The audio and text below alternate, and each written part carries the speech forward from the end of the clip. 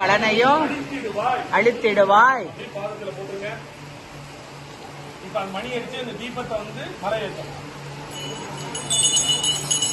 முதல்ல ஏற்றும் போது கிளாக் வைஸ்ல வலப்புறமா ஏற்றணும். அணைக்கும் போது இந்த ரிவர்ஸ்ல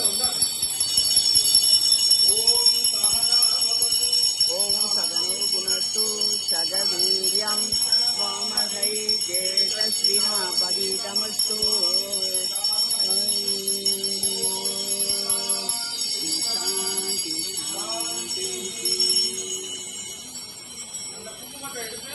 திருமணமானவர்கள் நெற்றி வகுடு மாங்கல்யத்தில் வச்சுங்க. திருமணம் ஆகாத பெண்கள் நெற்றியில வச்சுங்க.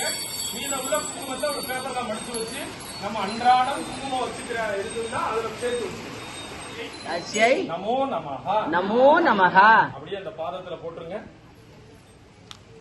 மறுபடியும் கொஞ்சம் மஞ்சள் அரிசியும் பூவையும் எடுத்துக்கங்க. இப்பொழுது அபராத க்ஷமா பிரார்த்தனை அப்படின்னு சம்ஸ்கிருதத்துல பேரு.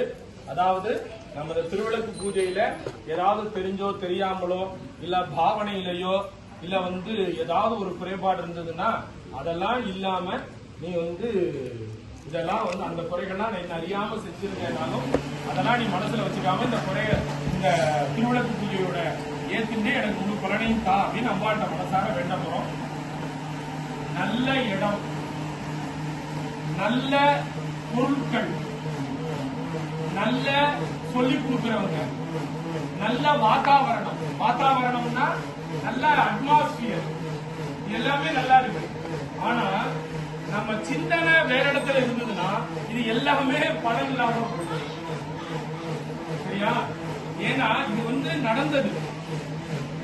சுவாமி அம்பாளை கூப்பிட்டு தர்மத்தை உபதேசம் பண்றார், அவரே கூப்பிட்டு பண்றார். அப்ப அம்பாள் என்ன பண்றான்னா ஆரம்பத்துல நல்லா கேட்கிறார். ஆனா சில நேரம் ஆனோன்னா அவள் தன் பிள்ளை கிட்ட நினைப்பு போயிடுது. ஆனா அவன் என்ன பண்றான்னா கண்ணு காது எல்லாமே சுவாமியை பார்த்துட்டு கேட்கிற இருக்கிற மாதிரியே தான் பண்றா. ஆனா மனசு ஃபுல்லா அவ குழந்தைகிட்ட இருக்கு. உடனே சுவாமிக்கு கோபம் வந்துருது. நான் உன்னை மெனக்கெட்டு கூப்பிட்டு உனக்கு நான் ஒரு விஷயத்த சொல்றேன், ஆனா உன் உடம்பு மட்டும் இங்க இருக்கு, உன் மனசு இங்க இல்ல. அப்ப நீ என்ன இது பண்ணல, அந்த விஷயத்தை நீ அசிங்கப்படுத்துற. அதனால நீ போய் ஒரு இதுல போய் நீ மீனவ குளத்துல போய் ஒரு வேடத்துல போய் நீ போய் பிறந்துரு அப்படின்னு சொல்லி சபிச்சுற. ஏன் அப்படின்னா சொல்லக்கூடிய ஆளும் முக்கியம், அதை காட்டிலும் சொல்லக்கூடிய விஷயங்கள் முக்கியம். அந்த விஷயத்தை நம்ம ஸ்ரத்தையா கேட்கறதுனால பலன். இன்னைக்கு பிரகலாதனோட வாழ்க்கை உதாரணம். சொல்லக்கூடிய இடம், அவன் நாரதர் அவன் ஆசிரமத்துல உட்கார்ந்து சொன்னார். ஆனா அந்த மனைவி ஹிரண்யகசிபுவோட மனைவி தூங்கிட்டா. ஆனா கருவுல இருக்கக்கூடிய பிரகலாதன் என்ன பண்ணான்னா ஸ்ரத்தையா கேட்டுட்டே இருந்தான். மனசோட கேட்டான். மனசோட அந்த எப்படா அவர் சொல்லுவார், நம்ம எப்போ ஹரி கதைய நாராயணனோட பெருமைகளை நம்ம கேட்போம் அப்படின்னு கேட்டான். அதனால இன்னைக்கு பக்த பிரகலாதனா ஆன. அப்ப எந்த ஒரு விஷயத்தையும் நம்ம கேட்கிற போது மனசோட நம்ம கேட்கணும். அதனால அதுக்கு பலனே தனி. பிரவிற்த்தி பூர்வகம். நம்ம ஒரு செயல் உடம்பு செய்யறதுக்கு முன்னாடி மனசு அந்த செயலை ஈடுபாடோட செய்யணும். அது பலனும். அது ஏதாவது சின்ன இருந்தாலும் அம்பைய பொறுத்துக்கமா சொல்லுங்க. தீப அன்னையே உனது குழந்தைகளாகிய நாங்கள் இந்த தீப வழிபாட்டில் ஏதேனும் குறைகள் எங்களுடைய பூஜையில் ஏதேனும் குறைகள் இருப்பின் அதையெல்லாம் பொருட்படுத்தாது எங்கள் அனைவரையும் குழந்தைகள் போல் கருதி எங்களுக்கு திருவிளக்கு மகா தேவி சர்வ பூதேஷு அக்னி ரூபேண சம்ஸ்திதா நமஹ தஸ்யை நமஹ இருக்கணும்னு நினைச்சிட்டு அவர் அந்த தீபாவளி காமிக்கிறார். நம்ம இங்கிருந்து தீபாவளியை பார்க்கும்போது எப்படி மனோபாவத்துல பார்க்கணும்னா, ஒளி வடிவமா இருக்க நீ இந்த கற்பூர வடிவத்தில் இருக்கக்கூடிய அந்த ஒளி வடிவமா இருக்க, அதே அந்த ஒளி என் கண்ணுல ஒரு ஒளியோட கலந்துடணும். அப்படின்னு நினைச்சிட்டு தான் அந்த ரெண்டு கையிலையும் என்ன பண்ணுவாங்கன்னா, நல்ல பெரியவங்க வந்து நீங்க சாமி கும்பிடும்போது பாத்தீங்கன்னா இப்படி தொட்டுலாம் பண்ண மாட்டாங்க. இப்படி இப்படி அப்படியே அந்த ஒளி எடுத்து இப்படி கண்ணில் ரெண்டு கண்ணில் வச்சுப்பாங்க. என்ன அப்படின்னா, அந்த இறைவனுடைய ஒளி இந்த தீபத்தோட ஒளியில இருக்கு.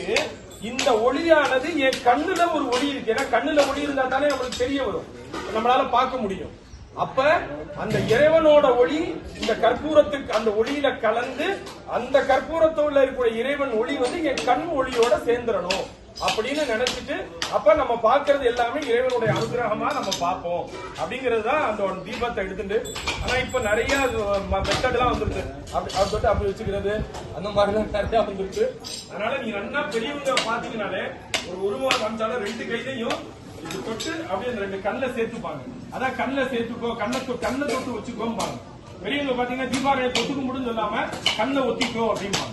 கண்ணை ஒத்திக்கப்பா அப்படிம்பாங்க. ஏன் அப்படின்னா அந்த ஒளி உன் கண்ணுலோட சேரணும், உன் கண்ணுல இருக்கிற ஒளி குறையாம இருக்கணும். பயங்கர காத்து. சரி, இப்பொழுது மறுபடியும் மஞ்சள் அரிசி எடுத்துங்க.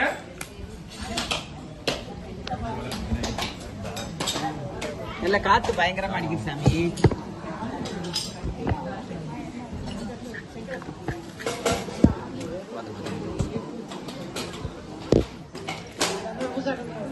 ஏன் நம்ம தீபம் இப்ப நம்ம எல்லாரும் எல்லா கோயிலுமே நம்ம தீபம் காமிக்கிறாங்க.